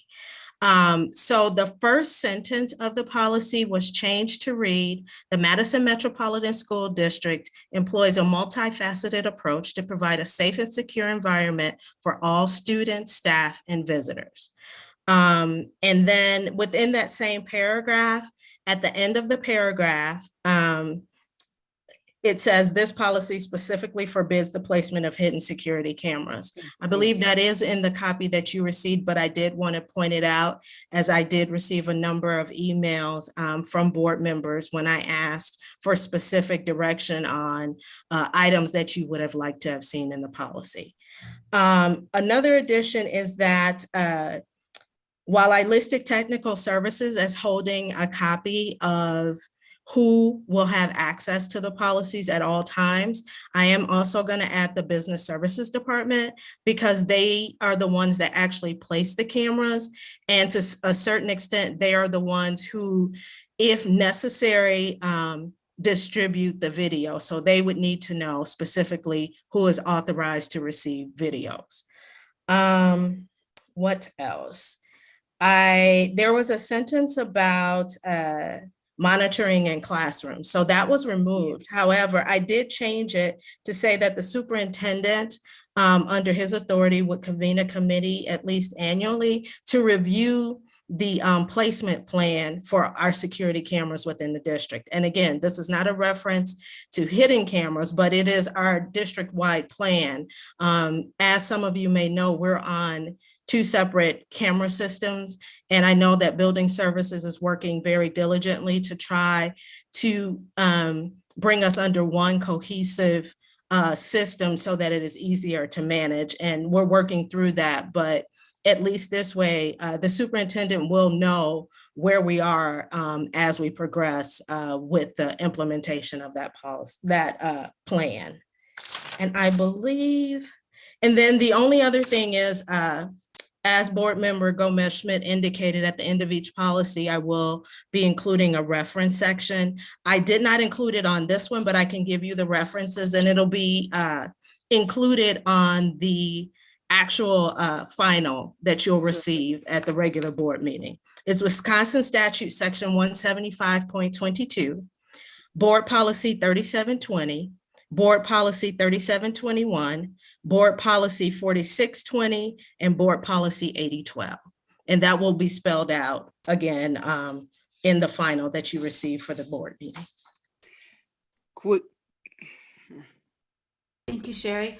Nikki, if you can hang on for just a second. Dr. Jenkins, did you want to jump in before we start having discussion, our board discussion? Yeah, I want to make sure that it's really clear that our general counsel said, I have the authority to look at the plan, but no hidden cameras. We will not have any hidden cameras in Madison Metropolitan School District. I want to make sure that's clear, that everyone heard her. That's all before you start. Thank you, Dr. Jenkins. Nikki? I have a very, very brief question. Is this camera plan and where the camera is located, is that a public document? Is that a private document? For security reasons, it's a private document. Okay. Just was curious, but the policy will be. Oh yeah, the policy will be. All right, thank you. Oh, and I would say to a certain extent, you can imagine where they will be placed because I kind of spell out, it'll be in the public. So it's just, you won't know specifically which public areas the cameras will be placed. And I don't need to either. Okay. I just wanted to make sure because I know I'm going to get an email. Oh my God, you're putting all these students at risk because you're going to tell everyone where everything is. So to ward off the email, I know I'm going to get at some point, I wanted to be able to have an explanation. Thank you. I appreciate that. Thanks, Nikki. Savian? Thank you, Sherry, Dr. Jenkins, and this entire board for speaking really clearly on this issue after what we've all attempted to navigate over the past years. I guess my question is very practical, but is there a large physical difference between cameras we consider security or hidden cameras and our regular standard, security cameras? Our regular standard security cameras are all fixed cameras and they're all in purely public places, places where you would expect. Much as when you go into a retail establishment, the cameras are not in the dressing rooms, the cameras are not anywhere where anyone might be changing clothing or anything like that. They're placed in the public. You know, you may have to look for them to see if there's one place, but if they're placed in open view, places where the public would generally traverse. Got it. Thank you so much. And I greatly appreciate how we have attempted to act transparent in this matter as well. Thank you. Ananda?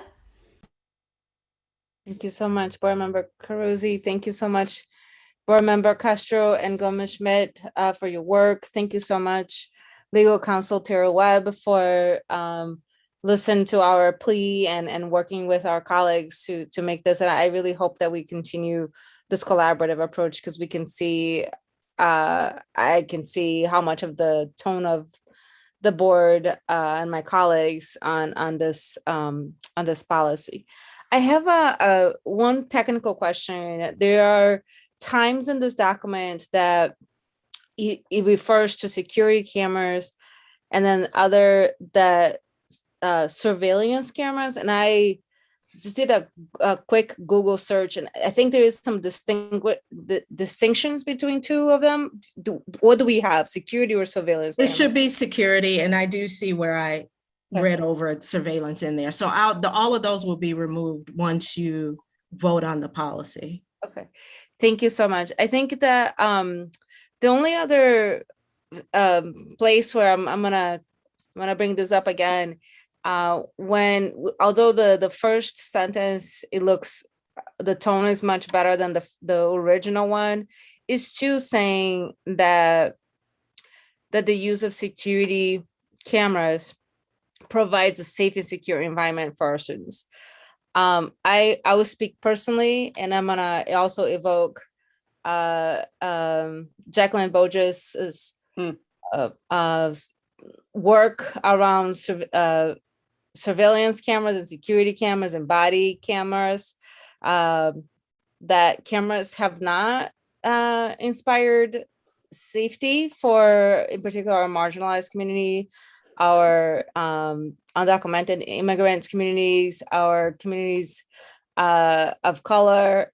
So I find to reconcile that cameras is equal to safe and security complicated for me to reconcile. But if anyone wants to help me understand that, I would appreciate. Otherwise, here's another plug to again just say we're choosing to use security cameras, and that's our best thinking around securing our buildings or securing learning environments. Sherry, can you respond to that one? Because we did change the first, or you proposed a change to the first sentence that's not printed on this document, but you read out loud. And I think it addresses some of what you're talking about, Ananda. Right, that is the sentence that was provided by Board Member Gomez-Schmidt. Did you want me to read that again? Oh, I'm sorry, I missed it. Yes, can you? Okay. The Madison Metropolitan School District employs a multifaceted approach to provide a safe and secure environment for all students, staff, and visitors. Thanks, Ananda. I appreciate your raising that, because that was probably 3/4 of our discussion last time was around that sentence, and so Sherry, I very much appreciate you working with Chris to get that sentence to a point where we feel comfortable with it. So thank you very, very much for that, and Ananda, thank you for raising it again. It's important. Yeah, and can I just add, Ananda, that was specifically that first sentence designed to say that we do have this multifaceted approach, and the security cameras are just one piece of that. So I wanted to build on Ananda's question about the interchangeability of security and surveillance in this document, and you're saying that we're going to change it so it's all security. I gave this some thought because the proposed policy very clearly says hidden security cameras will not be used. And so my thought was, is a security camera and a surveillance camera the same thing? And when I started digging into just like dictionary definitions, it's not. A security camera specifically records people's activities to detect and prevent crime. A surveillance camera is to observe and monitor an area. So the purpose of surveillance and security is not the same. And I think that, you know, the most recent camera issue that we ran into that has precipitated this conversation was about surveillance. It wasn't about security. We were surveilling a staff member with a hidden camera. And I actually don't feel comfortable with the statement that we forbid the placement of hidden security cameras, because it could open the door to somebody saying surveillance is different. We could have a hidden surveillance camera. Even if we're intending for the two words to be identical, in the dictionary they're not. And so I'm thinking either we say surveillance cameras or we just say no hidden cameras without a modifier. I can take out the modifier. Okay. That's I also think in the first paragraphs in the sentences starts, the placement of cameras as security tools shall be visible and shall be done in a manner consistent with board policy. I think we also need to take out as security tools. It's just all cameras will be visible, not just cameras used as security tools. So I think that's important as well. I think I had a couple of other comments on the text, but those were the big ones. Where it says security cameras shall not be placed in areas where there is a reasonable expectation of privacy. Again, I think we should take out the modifier and just say cameras will not be placed in an area where there's a reasonable expectation of privacy. And I know our locker room policy does get into the situation where if there's nobody in the locker room and we're trying to take pictures to like redo the locker room, it could be used. So I know the locker room policy does get into the possible exemption of that. And then finally, I would like it to add a sentence, or at least to propose adding a sentence to this policy that states the district will not use cameras to, or I should say, the district will not use surveillance cameras to obtain information for the purpose of staff performance evaluation or appraisal. And I think you have to use the word surveillance in there because you could just like have staff, you know, agree to be videotaped with a camera for their performance review. But I really think it's important to state that we will not use, say, security camera footage in a library or in a gym to appraise the library, you know, to appraise the performance of the librarian or the gym teacher. That, you know, certainly we would, you know, possibly use security cameras in a case of misconduct, but when it comes to performance evaluation, I don't think we should be using security cameras or surveillance cameras to appraise staff performance. And I think it's important to spell that out in this policy. So others, please feel free to comment. Ollie. Chris, I feel incredibly grateful for everything you just contributed to this conversation. I think you brought up really relevant points, and I very much appreciate what you want to add on that's specific to how we relate to our staff and how we provide supervision and support to our staff. I want to acknowledge that we're all participating in this meeting right now via camera. And I don't think many of us actually are using a piece of equipment that would be called a camera, right? We're, I think for the most part, using computers or laptops. I also want to acknowledge that our iPhone, right, is not considered technically a phone, right? It's also not considered a camera, right? It's considered a device in and of itself. So I think the term camera actually concerns me in terms of this policy, because any recording device should be part of what we're acknowledging, right? So nobody gets to, you know, utilize a cell phone, a timer on their computer, or any other piece of recording equipment in a way that could you know, deteriorate the integrity of our ability to work with one another. And I think capturing that in a policy, Sherry, is tremendously challenging. So I want to thank you for the work that you're doing and for the agility of it. And I guess my question for you, Sherry, is when we use the term camera, does that open the door for other types of equipment or devices that can be used to stream images or record images of folks? We had this conversation earlier today. So that is why I specifically said the fixed location cameras, because they're a part of the building. Essentially, they become attached to the building. They're not movable, they're not portable, they are what they are. They're attached to the ceiling, attached to the wall. We do have other policies that to some extent cover those other areas. And I'm trying to be cognizant that we don't want to have too many policies that address the exact same thing, but might address it in a little different way. And so it's part of working through our policy book and making sure that we're able to cover all the areas, but being cognizant that we don't want to have policies that are duplicative or duplicative in the sense that one area is covered, but covered a little differently than in another policy. And so that's where I specifically wanted to focus on the fixed cameras. Additionally, because it's kind of difficult because Wisconsin is a one-party recording state. And so while we could say, we won't do it, we can't prevent anyone else from doing it. And so we just need to be careful that we're not attempting to create something that we may not be able to enforce. We could certainly say we discourage it. If a staff member were to go to the superintendent, the answer would be no, and we've trained staff on how to answer those questions when people say, well, I'm going to record you, right? So it's a work in progress, and you are correct. It is a difficult area to navigate, especially with laws being the way they are written right now. But we do the best we can. And any other suggestions that board members have, I can certainly look at and see if we could actually enforce it. I just want to make sure we have something that, we could actually enforce.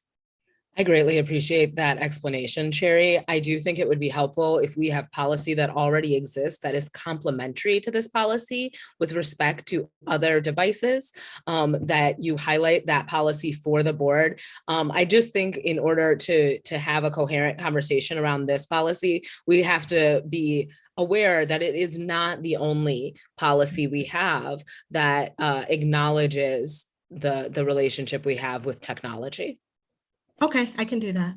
Thank you so much, Sherry. So I see both Ananda, Nikki, and Chris, and I want to jump in really quick with a question, Sherry, and that is, or actually a clarification, which all of you might need to chime in on. Are you asking for Sherry, in addition to providing the list of policies we're cross-referencing at the end of this policy, to also maybe incorporate some of them into the text of the policy so the cross-reference becomes clearer, or are you just saying to make sure the cross-referencing is complete? No, I'm just adding to the idea that the cross-referencing, if it does not, should include policies that have an expansive relationship with the devices and equipment that may influence the way we navigate this policy specifically. But thank you for asking me for that clarification. And Sherry, I don't know if you want to speak to that as well. No, I think you covered the answer. Okay. Thanks, Ali. Ananda?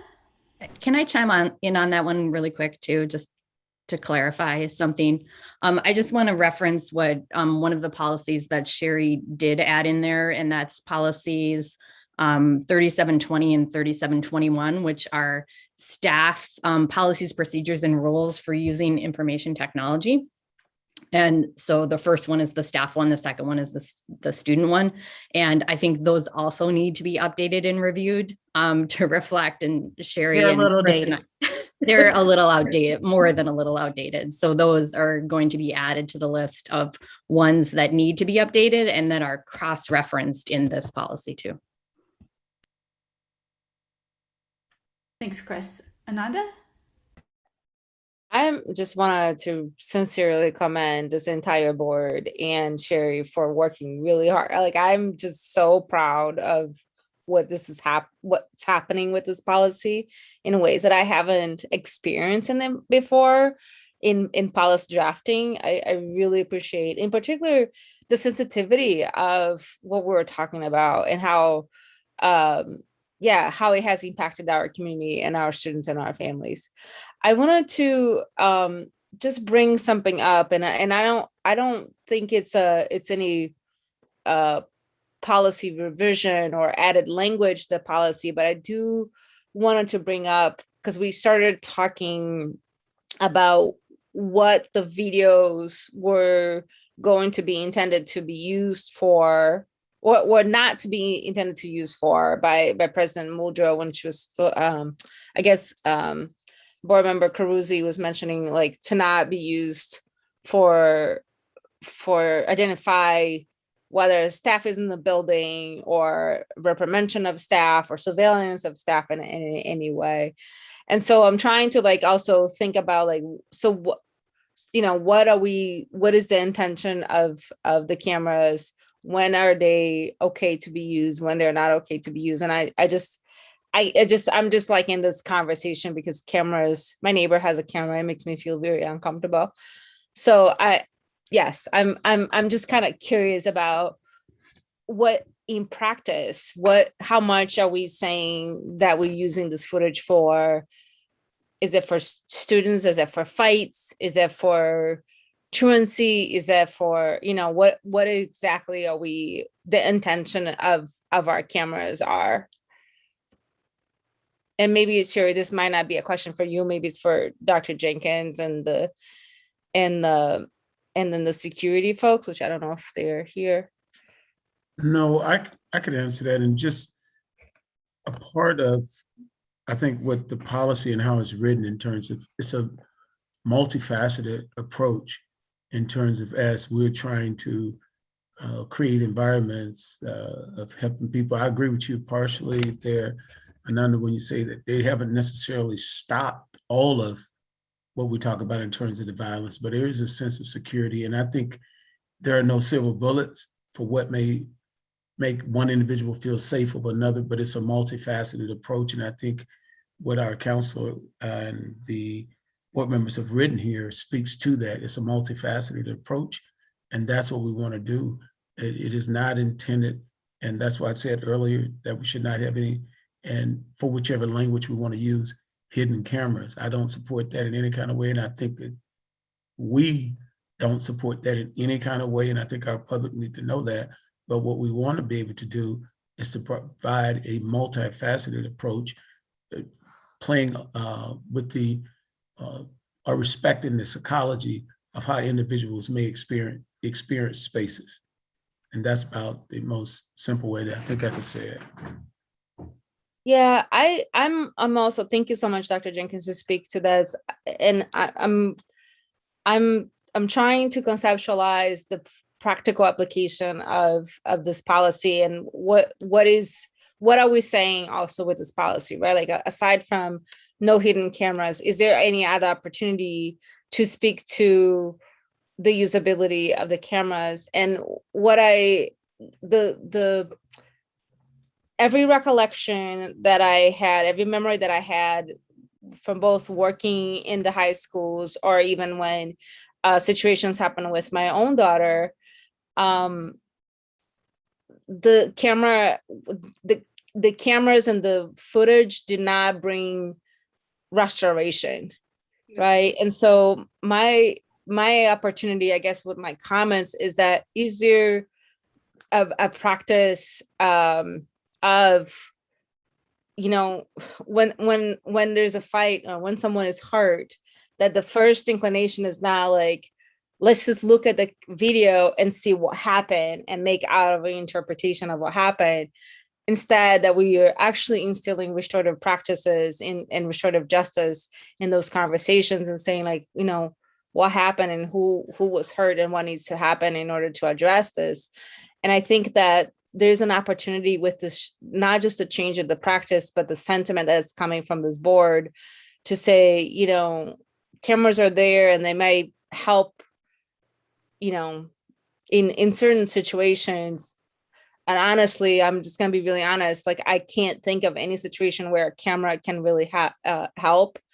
They have not been approved to deter, you know, fights. But maybe somebody's going to tell me at some point that camera really helped bring resolution. To me, is more about how do we then align our practices around the impact in the community when something's happening versus our default is to look at the video. And the other thing that came to my mind, and this is from previous work with restorative justice, was when the video of the murder of Tony Robinson came,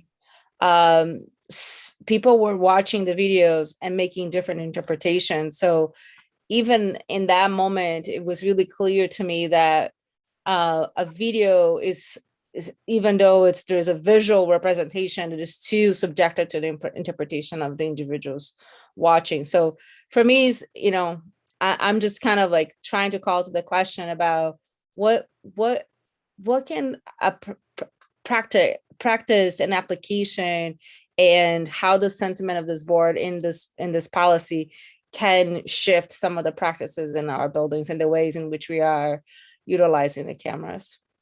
One of the things, let me just say this in terms of, if just the camera in isolation won't do it, but I think this process, and this has probably been one of the best processes that I've seen this board go through, where you're interrogating the language, which helps change thinking and culture. So we have, on one hand, we're trying to respond to the multifaceted psychology of individual and spaces. And then you have the whole idea of co-creation of the restorative justice piece, where a camera doesn't even have to be necessarily there, but it's just from the individuals and wanting to restore whatever harm that may have been caused. I think this is worthy of us continuing to grow on our journey. Hopefully we'll get to a place where there's no need for cameras, right? When we remove the resource officers out of the buildings themselves, it was deeper than just that. Some people say, hey, they removed the officers out of the building, now the schools are gonna go all wild. Well, if we really believe that, then we should put the officers back. But if we think that we can create a better space and that we don't necessarily need resource officers to help us create a powerful experience for everybody who come in that environment, not just children, I think we're on the right track tonight and before this, and just the collaboration that took place between the board and the general counsel, board members and the general counsel, and now having this conversation publicly, interrogating the language. Look at that, surveillance, security. There is a difference, right? But the deeper question for me is why? Why do we need to even be here? We're not there yet. We're evolving as a district, as human beings. And so hopefully we can get to that point. But right now, I believe strongly that we have to continue to have a multi-faceted approach to meet the needs of all the individuals who come and experience this environment. Thanks, Ananda. Nikki? As a defense attorney, I deal with these tapes on almost daily basis. I can tell you what my major views of them, and they're this. One, the audio is almost completely unintelligible. Two, the video quality is such that half the time you cannot recognize the individual you are trying to see. I'm sorry, I've gone through the training. It is not clear, and it can often lead to misidentification, and it has led to misidentification. The camera's a tool. That's it. And stop. It is not the end all be all. It never can be the end all be all. Would I love for them to be removed? Absolutely. Is that going to happen? Probably not right now. That doesn't mean I don't think in the future that it can be. Because frankly, I was also told that the police would never be removed from schools. And I was wrong on that. And I'm glad to be wrong on that. I fought to get rid of them with a very good board who are willing to do that and actually gave me some help. Thank you. But my main issue is one, I want to know how long we keep the footage is my one question.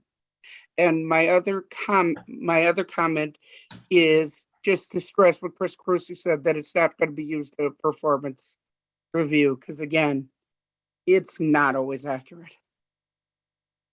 So I have that comment. As far as how long it's going to be kept, remember, I said we're still on two different systems. So we're still on the old system that only kept it for 10 days.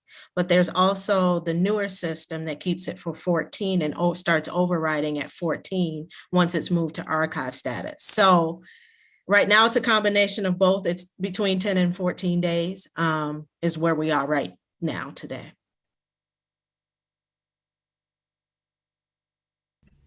Thanks, Nikki. Sherry, I have one additional question, and that is when we state this policy specifically forbids the placement of hidden cameras. I assume that means any place in the district. Can we control that on buses? Can we prevent the use of hidden security cameras on our school buses? No. There are buses. There are cameras on the school bus, but we can't, that's a private company. We could ask them, but we would really have no guarantee. Okay. Just wanted to get that clarified. Nama, did you have any comments on this policy? I had no questions. I think most of them had been answered, so I don't want to be repetitive, but thank you for giving the opportunity. All right, are there any final comments or suggestions? Seeing none, again, if anything comes up between now and when we vote on October 25th, please send your questions to Dr. McGregory, and he will not only get them to Sherry, but also will make sure that clarifications are sent to the full board. Again, it's, because our goal is to try to vote on a final policy on October 25th, it's important to get your questions answered. So please don't hesitate to reach out if anything comes up in the next couple weeks. All right. On that note, Motion. Oh, yes? Go ahead, Chris. I'm sorry. Ananda, did you have a comment? No, I was going to thank you for the great meeting and a timely 2 hours. I really appreciate that. And I was going to make a motion to adjourn, but I think you have some closing remarks. I'm sorry. Oh, my closing remarks are very brief. I just once again want to thank Sherry and Ross and their teams for bringing forward very good presentations, informing us well, and giving us the context we needed to have productive discussions that will lead us towards being able to act on the 25th. So thank you very, very much for this meeting. And on that note, may I get a motion to adjourn? Motion to adjourn, Ananda.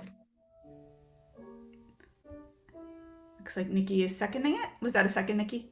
Okay. All those in favor? Aye. All right. Motion carries 7-0. Thank you, everybody. Have a great evening. And thank you, Barb, for being behind the scenes and being the best.